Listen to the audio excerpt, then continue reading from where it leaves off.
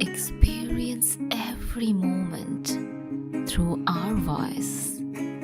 গল্পে খুঁজে পাবে ভালোবাসার স্পর্শ।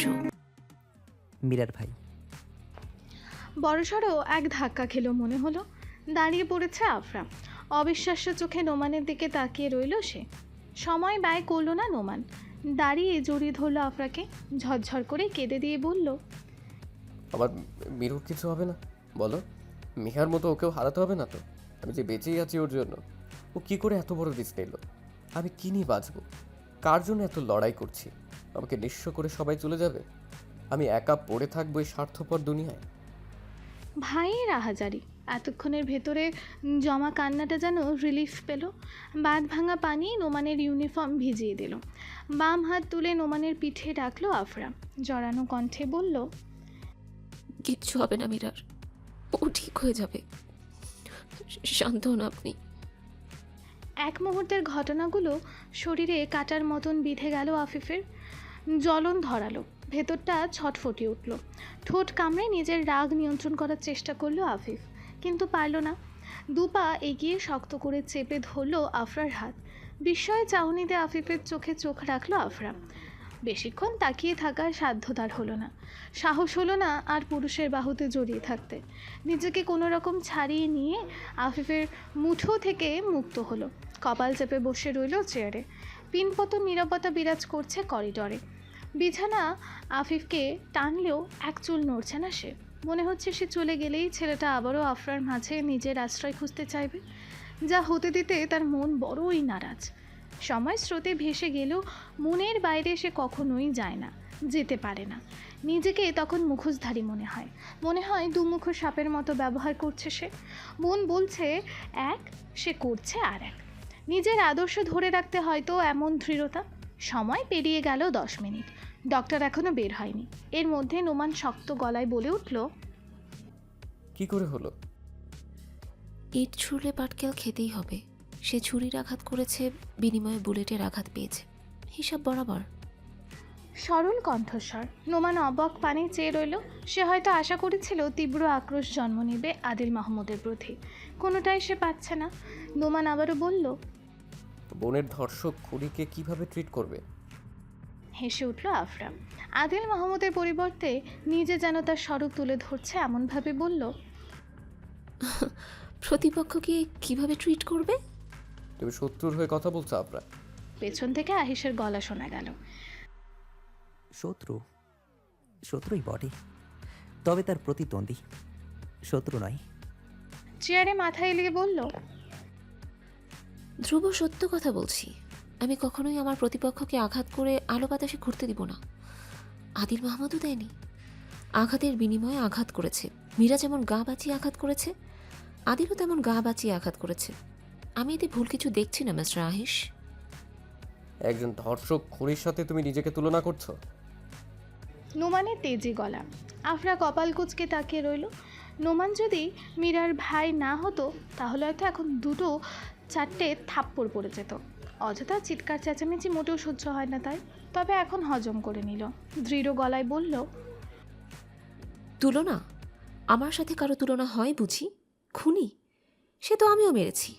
পাহাড়ে ঘুরতে গিয়ে ওই রাতে যে গার্ডটিকে আঘাত করেছিলাম, শুনেছি মরে গেছে। পার্থক্য কই থাকলো? এখন আসি পরের কথায়। স্বয়ং আদিল মাহমুদ যদি নিজে এসে বলে সে ধর্ষক, আমি বিশ্বাস করব না। বোমা ফাটার মতন পরিবেশ হলো। 3 জোড়া চোখ বিস্মিত। আফরা তবুও দৃঢ়তার সহিত বসে আছে। একজন প্রতিপক্ষের প্রতি এমন বিশ্বাস নাড়িয়ে দিয়েছে 3 জন পুরুষকে। আহিস বসল চুপচাপ, গম্ভীর কণ্ঠে বলল, তুমি কি বোঝাতে চাচ্ছ? আমি কিছুই বোঝাতে চাচ্ছি না মিস্টার আহিস। প্রতিপক্ষ আমরা আপনাকেও ভেবেছিলাম মিহার খুনের সাথে আপনিও জড়িত। কিন্তু সত্যি কি তাই? আপনি শুধু হারিয়েছেন, ক্ষত পেয়েছেন। তাহলে যে আদিল মাহমুদ অনল মাহমুদ নামক মানুষটাকে ছাড়া একটা শব্দ ব্যবহার করে না, সেই আদিল মাহমুদ বাবাকেই মুখের উপর রিজেক্ট করে দেয়। প্রতি রাতে সুন্দরী মেয়েদের মেলা বসত হোটেলে, একটা রাতেও পা মারায়নি আদিল। না পেরে বাংলোতে পাঠালো, 2টো লাশ পড়ে গেল। হি কল দেম লাইক আ স্ট্রিট গার্ল। কি ঘৃণা মিশ্রিত শব্দ ভেবেছেন? তারপর এলো আপনার পাঠানো আসমানি। গভীর রাতে অচেতন এক সুন্দরী রমণী। কি ছিল না করার? শুধুমাত্র নিজের স্বার্থে একটু ছুঁয়ে বাংলোতে নিয়ে এসেছিল। বোনকে খবর দিয়ে ওই রাতেই নিজ বাংলো থেকে ভাগিয়েছে। আপনাদের ভাবনার সাথে আমার ভাবনা কখনোই পড়বে না। নিজেদের মস্ত বড় খেলোয়াড় ভেবে থাকলে বলবো আপনারা ভুল। এখন পর্যন্ত খেলার দিকটাই আপনারা ধরতে পারেননি। কথাগুলো ঘুরে ফিরে তিন পুরুষের কানেই ধাক্কা খাচ্ছিল। রহস্যময় মেয়েটির চিন্তাধারা তিনটে পুরুষকেই অবাক করে দিয়েছে। নোমান আহিস মাথা নিচু করে ভাবছে তাদের ভুলগুলো। আফরা দুজনের দিকে এক পলক তাকালো, তারপর অপারেশন থিয়েটারের দরজার দিকে তাকিয়ে বলল, 4টে বছর ধরে মাহমুদ পরিবারকে আমি ফলো করছি। মাটির নিচে থাকা তথ্যও খুঁজে বের করেছি হাতড়ে হাতড়ে। মিহার যখন অ্যাক্সিডেন্ট হয় নাদিয়া হসপিটালে নিয়ে আসে। মীরা ছুটে আসে বোনের কাছে। দীর্ঘদিন চিকিৎসা হয়। এ সময় আদিল মাহমুদের প্রেমে পড়ে মীরা। বড়লোকের প্রেম নিয়ে সংশয় হলেও নিজেকে দমাতে পারেনি। নিয়মিত চিঠি পাঠাতো। বোকা মীরার বোকা বোকা কথায় আদিল মাহমুদও টলতে বাধ্য হয়েছিল। হয়তো মীরার মাঝে সেই সক্ষমতা ছিল। চলছিল তাদের বেনামি চিঠির প্রেম। অনল মাহমুদের কাছে খবর পৌঁছে যায়। আদিলের পরিবর্তন তার বিপদ ডেকে আনতে পারত। এটা ভেবেই ছুটে আসে হসপিটালে। তখনই জানতে পারে তার সদ্য জন্ম হওয়া শত্রু মোহনলাল শিকদারের 2 মেয়ে তার হসপিটালে। প্রি প্ল্যান করে মিহার শরীরে ভুল ইঞ্জেকশন পুশ করা হয়। অপারেশনের নাম করে অনল মাহমুদ, আশরাফুদ্দিন, আতিকুর এখানের 2 ডাক্তার 5 নরপশু মিলে গণধর্ষণ করে। অনল মাহমুদের ক্ষোভ ছিল, মোহনলালের কষ্ট দেখতে চেয়েছিল, প্রাণে মারেনি। আদিল মাহমুদ জানতো বাবার নির্মমতার কথা। ওসব তার কাছে নতুন নয়, কিন্তু প্রত্যক্ষভাবে সে কখনোই জড়িত ছিল না। তার অন্যায় ছিল একটাই, নীরব সম্মতি দিয়ে প্রতিবাদ করেনি। সে যে পরিবেশে বড় হয়েছে, যেভাবে বড় হয়েছে, আমি তার দিক থেকে ভুল দেখিনি। জন্মের পর থেকে সে ওসবই দেখে আসছে। হয়তো মীরার পরিচয় জানলে কিছুই হতে দিত না। কঠোর নষ্ট আদিল মাহমুদের ভালোবাসায় আঙুল তোলার সাহস আমার নেই। থামলো আফরা, জোরে শ্বাস নিল, আবারও বলল, এক্ষেত্রে আপনারও ভুল নেই মিস্টার আহিস। আমি যে ডক্টরের কাছে সব খবর জেনেছি, আপনি তাকে হত্যা করেছিলেন না? কথা দিয়েছিলাম সব সত্য বললে প্রাণে মারব না। আপনি মেরে ইচ্ছেটা পূরণ করে দিয়েছেন। লোকটা ভয়ে এমনভাবে কথাগুলো এলোমেলো বলছিল। আদিল মাহমুদকে দোষী যে কেউ ভাববে। নাদিয়াকে নিজের দলে টানার, সব খবরাখবর রাখার সবই আমার জানা ছিল। কিন্তু আপনি জানতেন না, নাদিয়া শুধু আপনাকে ভালোবাসে বলে এক কথায় বাবার বিরুদ্ধে রাজি হয়েছিল। আপনি এও জানতেন না, আপনাদের লুকিয়ে বিয়ের খবর আপনার বাবা ভাই জেনে গিয়েছিল। ছেলে আরও হাতছাড়া হয়ে গেল, তা আরও আশ মিটিয়ে নিয়েছে। মোহনলালের উপর খবরাখবর রাখতে আতিকুরের বাবা আশরাফুদ্দিনের নজর পড়ে আসমানির উপর। সৎমা, কিন্তু ওকে বাঁচাতেই বিয়েটা দিয়েছিল। হয়তো ওর লোভও ছিল। সেখান থেকে আপনি আসমানিকে ব্যবহার করলেন, ট্যুরের নাম করে নিজের কাছে নিলেন, পড়িয়ে শিখিয়ে নিলেন, তারপর আদিলের কাছে পাঠালেন। আজকে চূড়ান্ত বদলা নিতে গিয়েও আপনি অসফল। হাঁপিয়ে যায়নি আফরা, আজ অনেক কিছু বলার আছে তার। দরজা থেকে চোখ সরায়নি সে, চাপা দমটা নিয়ে আবারও বলতে শুরু করলো, আপনি তখন মিশনে ছিলেন মিস্টার নোমান। মেয়েটা চরমভাবে ভেঙে পড়েছিল মিহার আত্মহত্যার পর। আমি হাত ধরেছিলাম। একটু একটু করে বোকা সহজ সরল মেয়েটা কঠোর বুদ্ধিমতী করে তুলেছিলাম। জানিয়েছিলাম নির্মম সত্য। ইচ্ছে করেই এড়িয়ে গিয়েছিলাম কিছু। আদিল হয়তো প্রত্যক্ষ দোষী নয়, কিন্তু সে দোষী। কোনো মেয়ে চাইবে না বোনের ধর্ষকের ছেলেকে জীবনে গ্রহণ করতে। আমার আদিলের সাথে কোনো শত্রুতা নেই। আমার শুধু অনল মাহমুদকে দরকার। আমি সীমাবদ্ধতায় ফেসেছিলাম। কঠোর বুদ্ধি, খানিক শক্তি, 2টো অস্ত্র ছাড়া আমার আর কিছুই নেই, যার ফলস্বরূপ আমি আপনাদের ব্যবহার করেছি। আদিলকেও ব্যবহার করতে চেয়েছিলাম, কিন্তু পরে ভাবলাম ভালোবাসার মানুষের থেকে পাওয়া কষ্ট হয়তো একটু বেশি। আদিলকে ছেড়ে দিলাম মীরার উপর। এখন আমি অপেক্ষা করছি শুধুমাত্র অনল মাহমুদের জন্য। তার মৃত্যুই হয়তো এত সব খেলোয়াড়ের সমাপ্তি ঘটাবে। কিন্তু আমার যে তাকে জীবিত চাই, একদম স্বাভাবিকভাবে আমার কবজায় চাই তাকে। না হলে এত বছরের পরিশ্রম একটুতেই ধূলিসাৎ হয়ে যাবে, আমি নিঃশেষ হয়ে যাব। নড়ে চড়ে উঠল আফিফ। মেয়েটা সূক্ষ্মভাবে তার নামটা এড়িয়েও তাকে এড়ায়নি। ইমপ্রেস হয়েছে বেশ। একটা মেয়ে কতটা বুদ্ধিমত্তার পরিচয় দিয়েছে। আজকে দিনে না দাঁড়ালে জানতই না সে। দাঁড়িয়ে থাকতে পারছে না, নিঃশব্দে বসলো। আফরা এক পলক তাকিয়ে মুচকি হাসলো। এমন সময় নোমান গমগমে কণ্ঠে বলল, তুমি কেন এত সব করছো? জেনেও প্রশ্ন করছেন কেন? আপনার বা মিস্টার আহিসের জানার বাইরে নেই। অথই, মীরা যে লোকগুলোকে তার লোক বলে দাবি করত তা যে আপনি, তা আমি বেশ বুঝতে পেরেছি। অথইকে প্রোটেক্ট করার জন্য কৃতজ্ঞ আমি। তবে আপনি না থাকলেও কিছুই হতো না। অথইয়ের বড় আপু বেঁচে আছে এখনো। এবার কথা মিস্টার আহিসের। আঁখিকে কবজা করে বেশ তো ইনফরমেশন নিলেন, কিন্তু অনিককে মাহমুদ বাড়ির বাইরে এনে কিছুই করতে পারেননি। মাহমুদের জন্য যেমন সে মৃত, আমার বা আমার বোনের জন্য সে মৃত। আমার বোনের কাজ খেসানোর চেষ্টাও করবেন না। আমি মেয়ে বড্ড খারাপ, কাউকে পরোয়া করব না। সে হোক নির্দয় আপনি, হোক অবলা আসমানি বা পাগল অনিক। কড়া চোখে তাকালো আহিসের দিকে। আহিস মুচকি হাসলো। সে হাসি আফরার গায়ে জ্বলন ধরালো যেন। শক্ত গম্ভীর কণ্ঠে বলে উঠল, প্রয়োজনে আমি প্রচণ্ড খারাপ, প্রয়োজনে আমি রণচণ্ডী, আবার প্রয়োজনে আমি মমতাময়ী। প্রয়োজনের তাগিদে আমি সব হতে পারি, তাই আমাকে নিজের শত্রু বানিয়ে ভুল করবেন না। এখনো চিনতে পারেননি। আফরা আর বসে থাকতে পারল না। সিঁড়ি বেয়ে ওপরে উঠে এলো। ধুলো মেশানো সাদা ফ্রক, জড়ানো ওড়না, মাথায় মস্ত বড় খোপা। রহস্যময় মেয়েটাকে অদ্ভুত আকর্ষণীয় লাগছে, যা আফিফ মুনতাসিরকে উঠতে বাধ্য করলো। সমান পায়ে পিছু পিছু ওপরে উঠে এলো সে। আকাশ দেখছে আফরা, চোখের কার্নিশে জলের ছিটে। নিঃশব্দে পাশে দাঁড়ালো আফিফ, যেন ভরসা হতে চাইছে। আফরা সরাসরি আফিফের চোখে চোখ রাখলো। বড় পাপড়ি বিশিষ্ট ছোট্ট চোখ দুটোতে প্রশ্ন। আফরা যেন স্পষ্ট ওই চোখের ভাষা বুঝতে পারল। ওই চোখ যেন তাকে শুধাচ্ছে, ভালোবাসেন আদিল মাহমুদকে? ভালোবাসেন নোমানকে? বা ভালোবাসার মানুষ কি রয়েছে? সামনের পুরুষটির চোখের ভাষা পড়তে পেরে কিঞ্চিত আনন্দ অনুভব করলো আফরা। মুচকি হাসলো চোখে চোখ রেখে। কৈফিয়ত দেওয়ার ভঙ্গিমায় শক্ত কিছু বুলি আওড়ালো। কনক্রিটের বুকে ভেসে থাকা ধুলো আমি। মনে হয় কনক্রিটের বুকেই মিশে আছি। তবে একটু হাওয়া, কোথায় সেই মিশে থাকা? জ্ঞান ফিরেছে মীরার। কিছুক্ষণ হলো, ক্ষতি বেশি হয়নি। ক্ষত না শুকানো পর্যন্ত বিছানা থেকে নামতে পারবে না, এই যা। কাত হয়ে শুয়ে আছে মীরা, সম্মুখে বসে আছে আফরা। গম্ভীর তার মুখশ্রী। নোমান হসপিটাল ছেড়েছে বেশ কিছুক্ষণ হলো। সন্দেহের মাঝে পড়তে চায় না বলেই বোনকে না দেখেই ছুটতে হয়েছে তাকে। ভোরের আলো ফুটতে শুরু করেছে। সূর্য আগের দিনের মতোই উকি দিচ্ছে।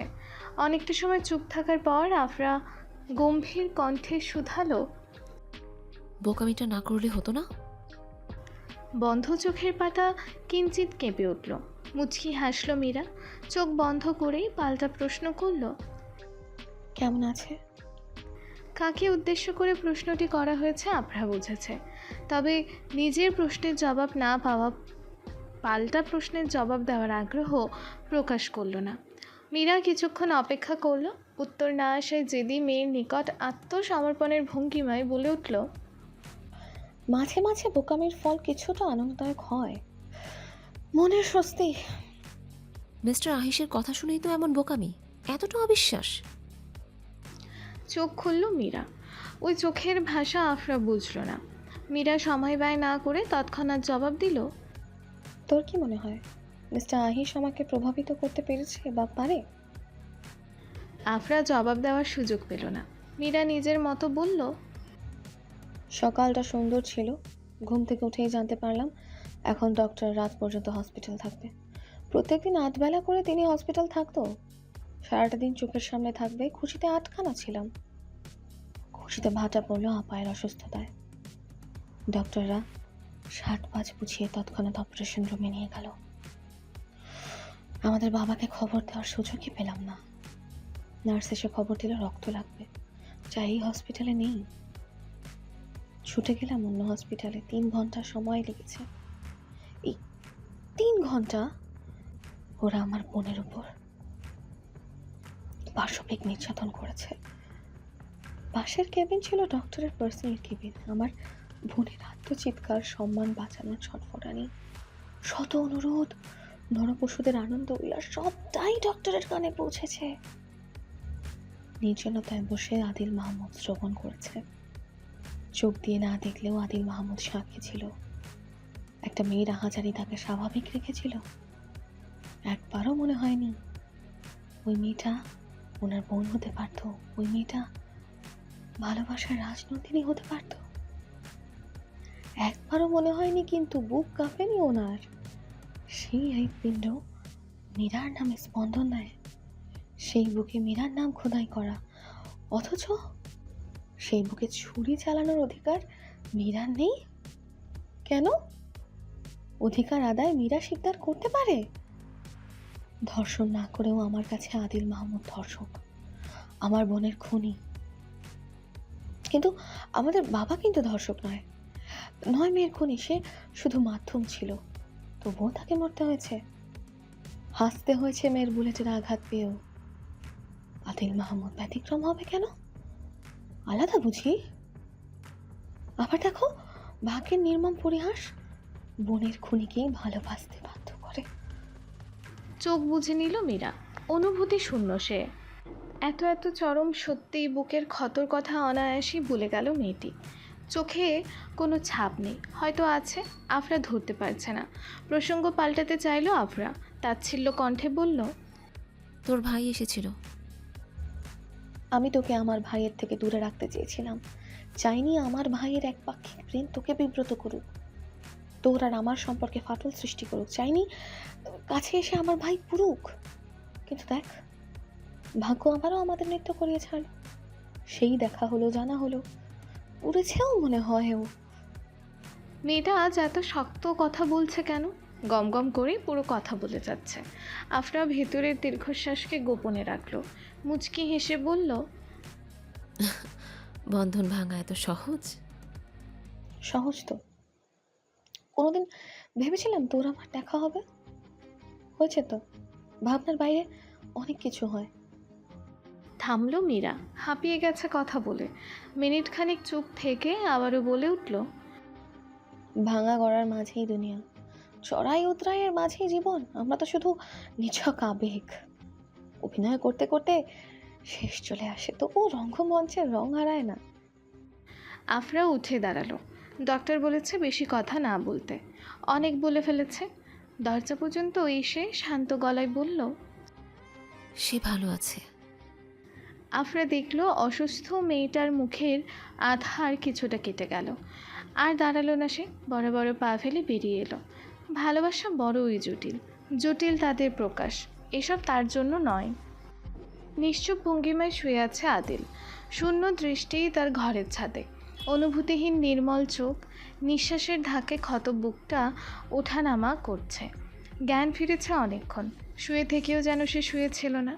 জ্ঞান ফেরার পরপরই যে খবরটি তার কানে পৌঁছেছে, এরপর আর চুপচাপ থাকতে পারেনি। ক্ষত বুকে আলাদা জ্বালা জুড়িয়ে দিয়েছে। ঘরের ছাদ থেকে চোখ সরিয়ে দরজায় তাকালো আদিল। কেউ আসবে, এখনও আসছে না। বিরক্তের শ্বাস ফেললো আদিল। মানুষটা ওপরে শান্ত হলেও ভেতর বুঝবে না কেউ। দরজায় কড়া নাড়ার শব্দ, তাকালো না সেদিকে। গম্ভীর কণ্ঠে বলল, এসো। একটি শব্দ তিনটে মানুষকে কেমন কাঁপিয়ে দিল। ভেতরে ঢুকে মাথা নত করে দাঁড়িয়ে রইল তারা। লোকগুলোকে দেখেই হাত মুষ্টিবদ্ধ হয়ে এলো আদিলের।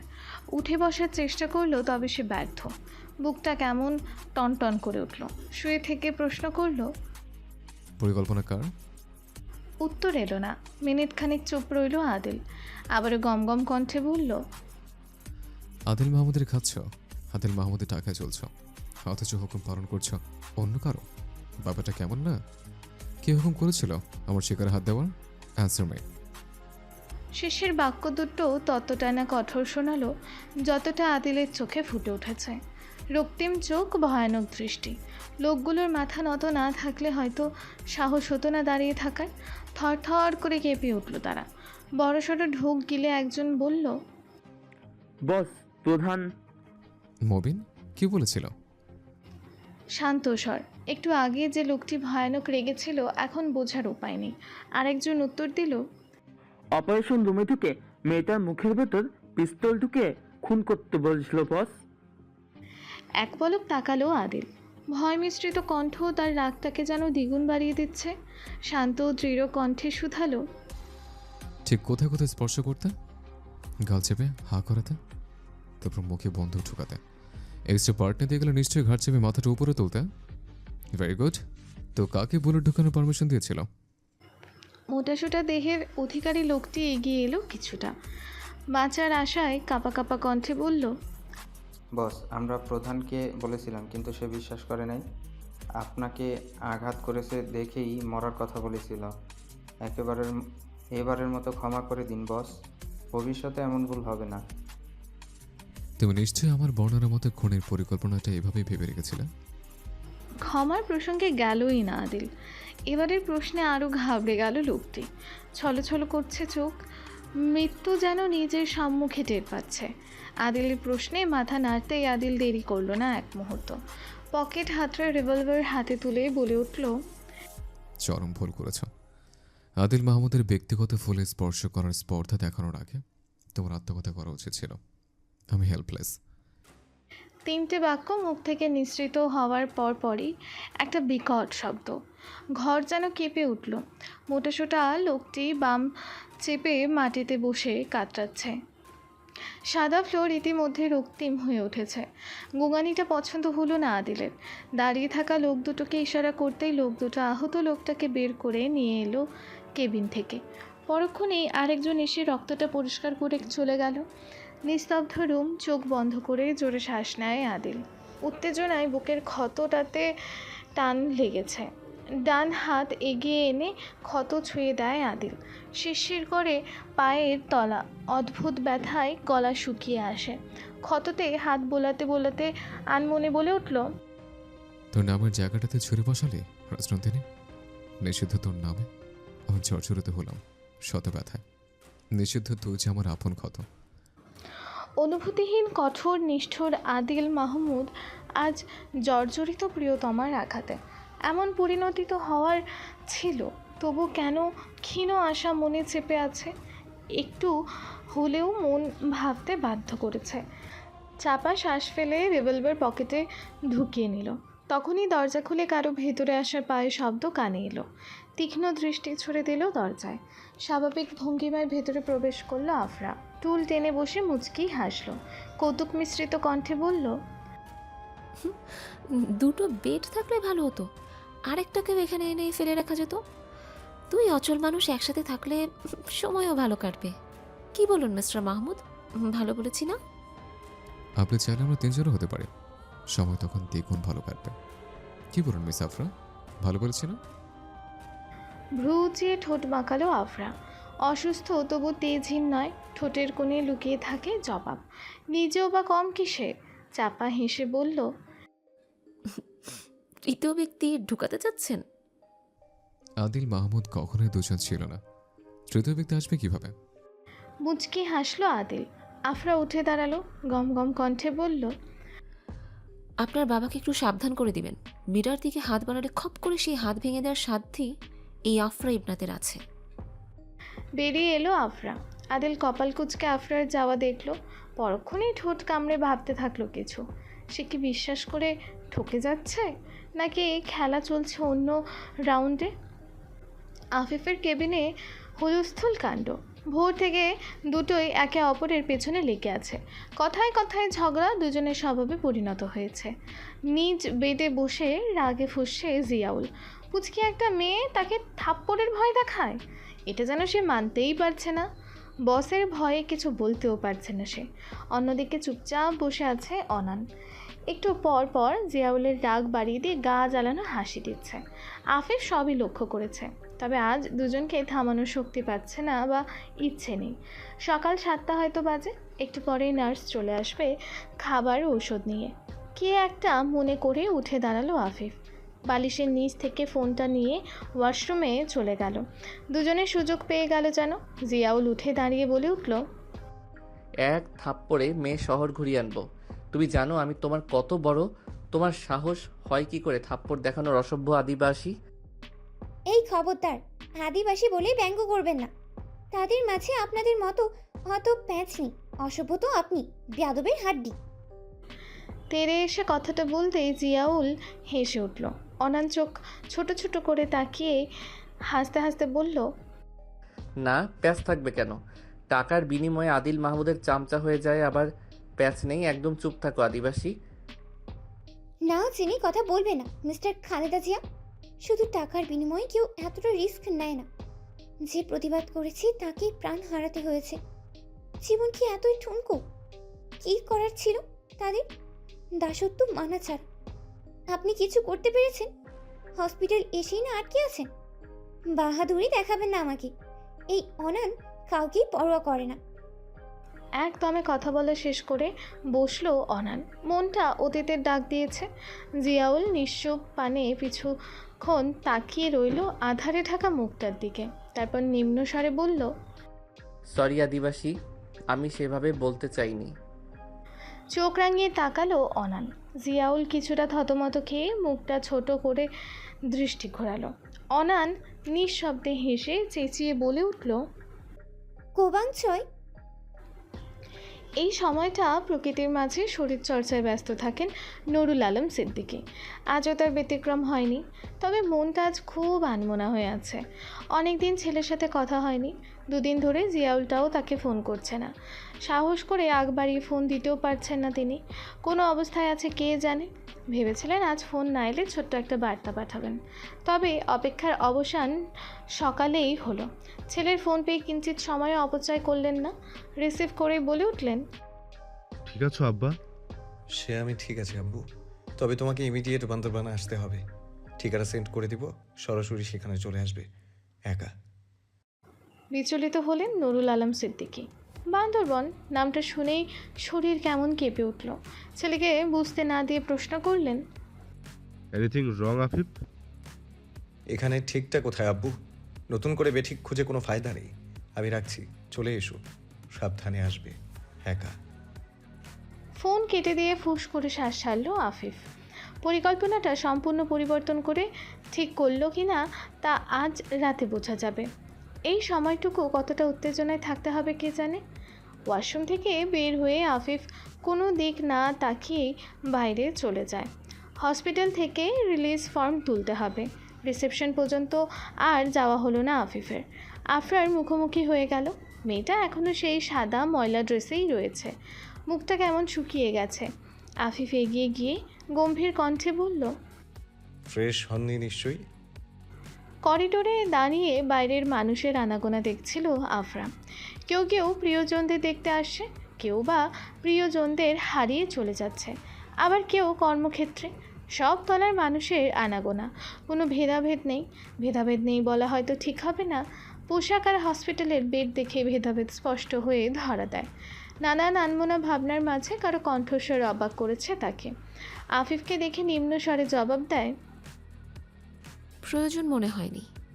যে নিজের খেয়াল রাখতে পারে না, আমি তাকে শত্রুর খেয়াল রাখার উপযুক্ত বলে মনে করি না মিস আফরা। ফ্যাল ফ্যাল চোখে তাকালো আফরা। আফিফ কেন আগ বাড়িয়ে এত কথা বলছে সে বুঝতে পারছে না। তবে ঠেস দেওয়াটা ঠিক ধরতে পেরেছে।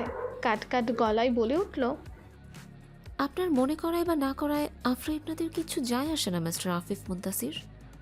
শত্রুর খেয়াল ঠিক কিভাবে রাখতে হয় আমার জানা। উল্টো ঘুরে হাঁটা ধরে আফরা। নিজেকে খানিক বিধ্বস্ত লাগছে। এলোমেলো পায়ের ভাঁজ দেখে আফিফ মুচকি হাসে। কয়েক পা এগিয়ে হাত চেপে ধরে খানিক ঝুঁকে পড়ে আফরার দিকে। প্রথমে ভাবাচাকা খেলেও আফিফের আচরণে শক্ত হয়ে আসে আফরার দৃষ্টি। আফিফ তোয়াক্কা করে না, গমগমে কণ্ঠে বলে ওঠে, এই মেয়ে, আফিফ মুন্তাসিরকে এখনো চিনিসনি, এখন থেকে চিনবি। মুখশ্রীটা বুক মাঝখানে ধারণ করবি, এমনভাবে গেঁথে রাখবি আমার বুলেট তোর বুক ঝাঁঝরা করলেও আফিফ মুন্তাসির নামক মানুষটির কোনো রকম স্থানচ্যুত না হয়। মিস্টার মুখার্জি নিজ কেবিনে বসে আছেন। চোখে মুখে তীব্র চিন্তাবোধ। খানিক পরপর পায়চারি করছেন, আবার বসেই কিছু ভাবছেন। ঠিক সুরাহা হচ্ছে না। এতটা অস্থির তার কখনোই লাগেনি। কর্মজীবনে 32টা বছর চলে গেল। সন্তানহীন সুখী দাম্পত্য জীবন। সন্তানের আকাঙ্ক্ষায় অনেক ডক্টরের পেছনে সময় ব্যয় করেছেন তিনি। যখন জানতে পারলেন তার স্ত্রী সন্তান জন্মদানে অক্ষম, ডক্টরের পেছনে ঘোরাটাও বাদ দিয়েছিলেন।